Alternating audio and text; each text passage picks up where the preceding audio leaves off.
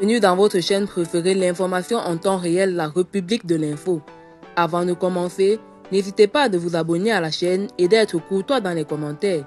La Chine a appelé vendredi la communauté internationale à aider le Mali à renforcer ses capacités de lutte contre le terrorisme.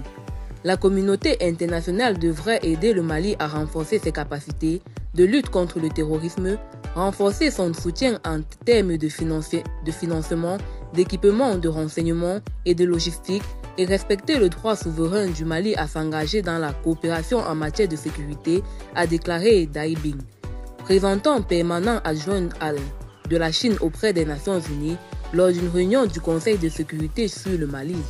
Les pays de la région devraient maintenir la dynamique actuelle de la coopération antiterroriste et forger une synergie, a-t-il ajouté.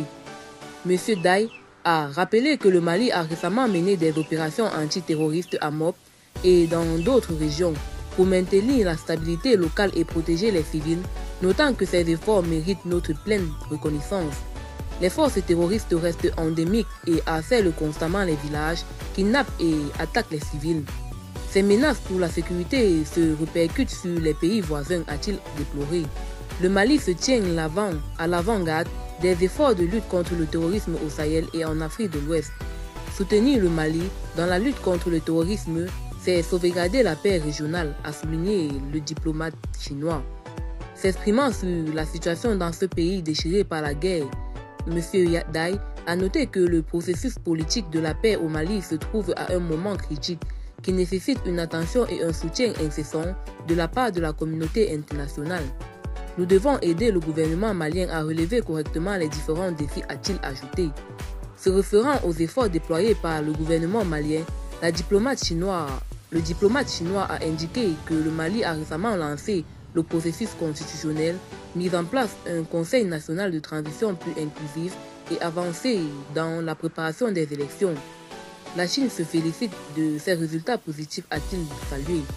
Reconnaissant que la transition politique peut difficilement être réalisée du jour au lendemain, M. Dai a estimé essentiellement d'assurer une large participation, de prendre en compte les intérêts de toutes les parties, de sauvegarder l'unité et de stabilité et de traiter les différends par le dialogue et la consultation, créant ainsi des conditions propices au référendum constitutionnel et au processus électoral.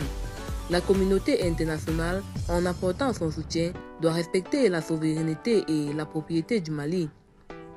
L'Union africaine (UA) et la communauté économique des États de l'Afrique de l'Ouest (CEDEAO) doivent continuer à jouer un rôle constructif.